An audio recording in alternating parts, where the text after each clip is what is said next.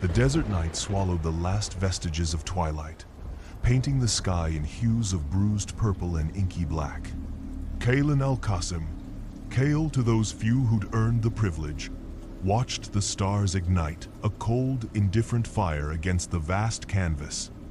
He stood on the fringes of an archaeological dig that resembled a festering wound on the ancient face of the Rub al-Khali, the empty quarter.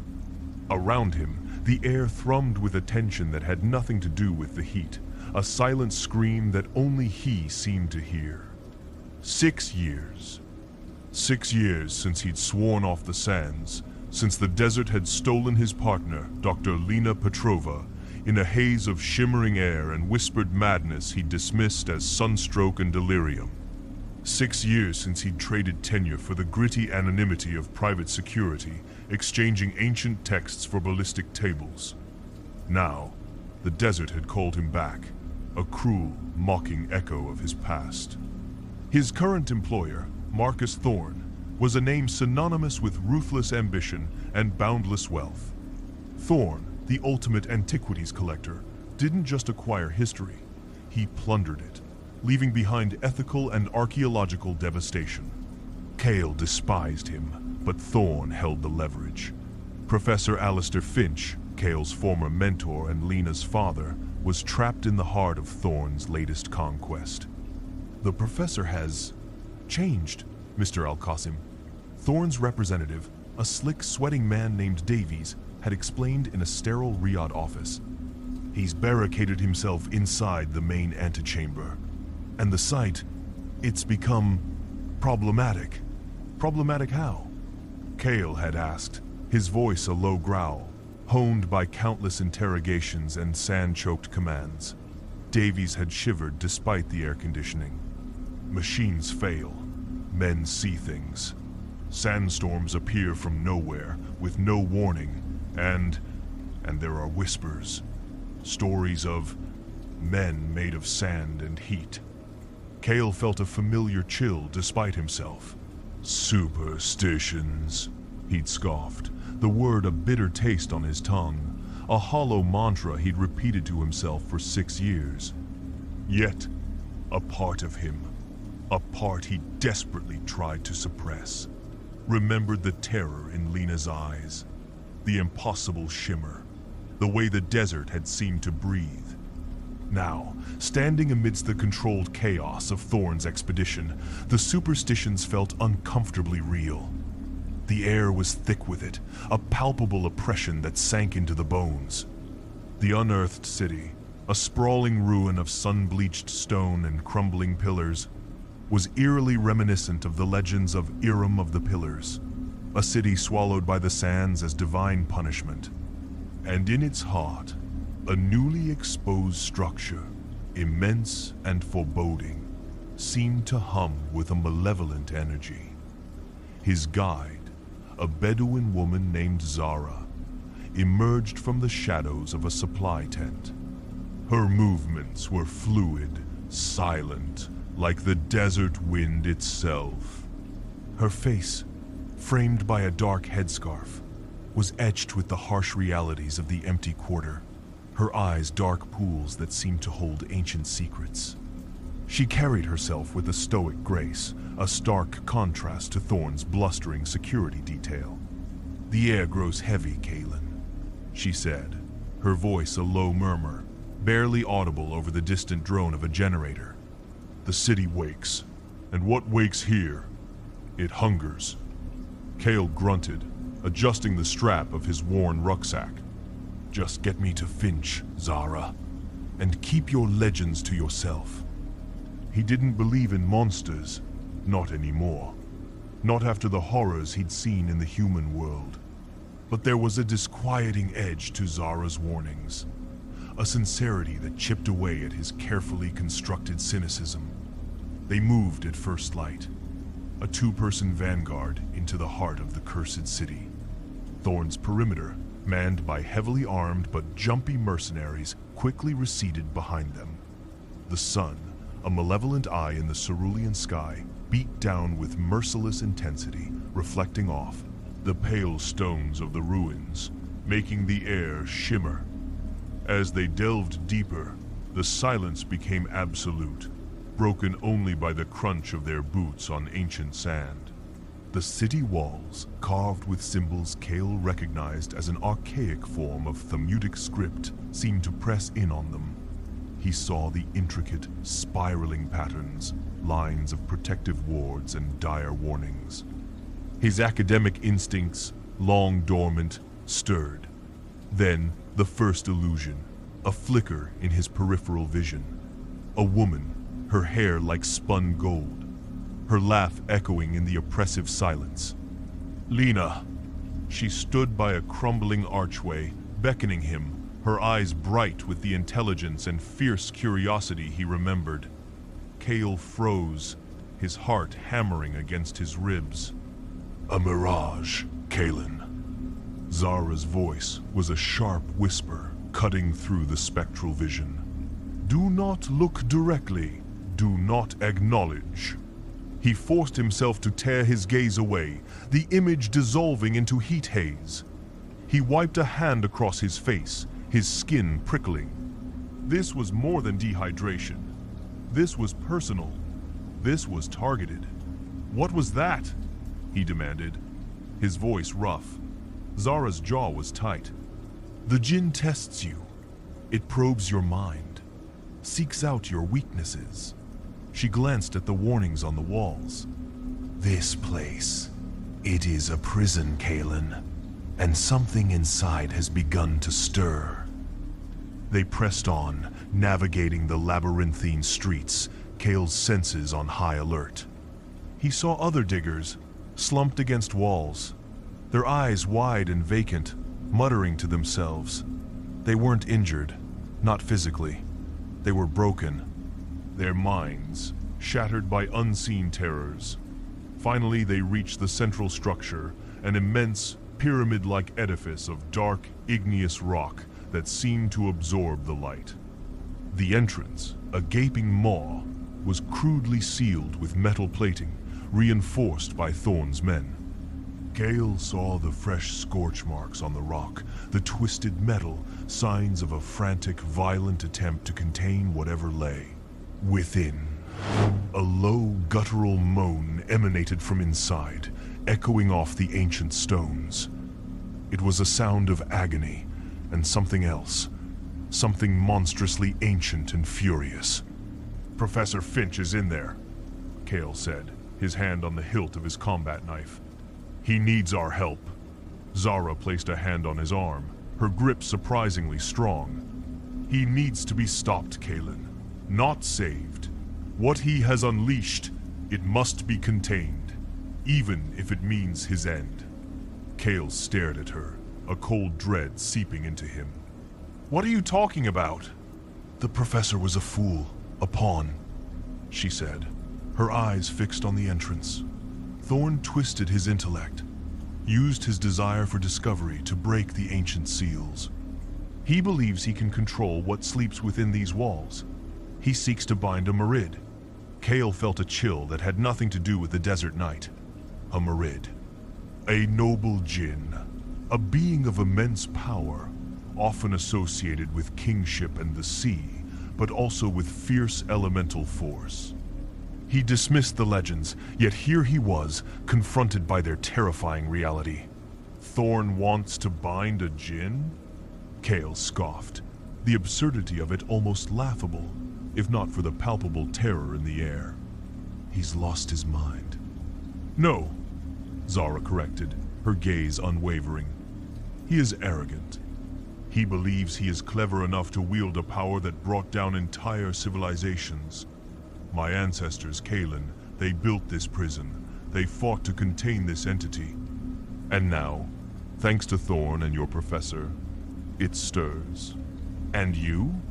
Kael asked, a suspicion blossoming in his mind. Why are you helping me? Zahra finally met his gaze, and in her dark eyes, he saw a fierce, uncompromising resolve. I am here to ensure it never sees the light of day. I am here to complete what my ancestors began, even if it means destroying this entire city and everyone within it. The true purpose of his ally crashed into him, cold and hard. Zahra wasn't here to teen it. Rescue Finch. She was here to prevent an apocalypse, and Finch was collateral damage. His mission to save his former mentor now directly conflicted with Zahra's ancient, desperate quest. "We're going in," Kael said, ignoring the revelation for now. Finch was still alive, and Kael had made a promise. "But we do it my way." Inside the antechamber, the air grew thick, shimmering with an oppressive heat that choked the lungs. The walls were covered in the same spiraling script, but here, the warnings were more elaborate, more urgent. Kael recognized phrases, ancient incantations against unseen forces, tales of powerful entities sealed away. Professor Finch was there, hunched over a ceremonial altar in the center of the chamber. He wasn't mad, not in the way Kael had expected. He was a vessel, his body racked with tremors, his skin stretched taut and translucent, veins pulsing with an unnatural light. A faint, swirling vortex of dark energy, embers, and superheated glass hovered above him, barely contained, feeding on his life force. The Djinn. "Professor!" Kael shouted, rushing forward. Finch's head snapped up, his eyes wide and unfocused, burning with an internal fire. "Kaelen? No! Stay back! It's everywhere!" His voice was a raw, terrified croak. He promised power, but it's consuming me." Before Kael could reach him, the chamber doors groaned open. Marcus Thorne strode in, flanked by 4 armed mercenaries, his face alight with a dangerous, fanatical glee. He held a thick, leather-bound tome under one arm, a cruel smirk on his lips. "Ah, Mr. al-Qasim," Thorne purred, his eyes fixed on the swirling entity above Finch. "Just in time for the main event. My apologies for the deception, but Professor Finch proved quite pliable. A mind so brilliant, yet so hungry for discovery, easily swayed by the promise of ultimate knowledge." "You bastard," Kael snarled, drawing his combat knife. "You've corrupted him. You've unleashed something you can't control." "Oh, but I can." Thorne's smile widened, a predatory gleam in his eyes. "This is a Marid, Kaelen, a king among the Djinn, and I will be its master. My empire will stretch beyond mortal comprehension." He gestured to his men. "Proceed with the binding ritual." The mercenaries, looking distinctly uneasy, began to set up strange devices around the chamber. Silver chains, elaborate sensors emitting acrid smoke, and crystalline spheres that pulsed with faint light. At the same moment, Zahra, who had remained silent until now, moved with sudden, decisive speed. From a pouch at her waist, she produced a small obsidian dagger and a handful of dried herbs. She began chanting in a low, guttural tongue, tracing intricate symbols on the ground, creating a counter-ritual. The chamber became a maelstrom of conflicting energies. The Djinn, sensing the attempts to bind and destroy it, pulsed violently, its form expanding, the heat intensifying to an unbearable degree. It lashed out, not with physical force, but with insidious psychological attacks. The swirling vortex above Finch focused on Kael. The vision of Lena returned, clearer, more vivid than before. She was screaming, her face contorted in terror, her eyes wide with accusation. "You left me! You didn't believe me! You let this happen!" Kael staggered, the guilt a physical blow. He gripped his knife, fighting the urge to fall to his knees, to surrender to the despair. This was the Djinn's true power, to weaponize regret, to turn a man's own mind against him. "Resist, Kaelen!" Zahra's voice cut through the illusion, sharp and urgent. She was rapidly completing her ritual, the obsidian dagger glinting as she prepared to strike a vital point in the chamber, a point meant to sever the Djinn's connection to this plane, and collapse the entire structure. Thorn, meanwhile, was engrossed in his own ritual, his voice rising in an arrogant chant, reading from the ancient tome. His mercenaries, unnerved by the escalating chaos, nervously tightened their grip on their weapons. The Djinn, enraged by Thorn's audacity and Zahra's defiance, manifested partially, a towering humanoid shape of shifting sand and crackling fire, eyes like molten gold. It swept an arm, and a concentrated blast of superheated air slammed into Thorn's men, incinerating two of them instantly, turning them to ash before they could even scream. The remaining two screamed and opened fire on the Djinn, their bullets melting into slag before they even touched the entity. Fool! Kael roared, breaking free from Lena's illusory grasp, his anger momentarily eclipsing his grief. He knew this power. He had seen similar tactics in the intelligence operations, breaking down targets by twisting their reality. The Djinn was a master interrogator of the soul. He had to get to Finch.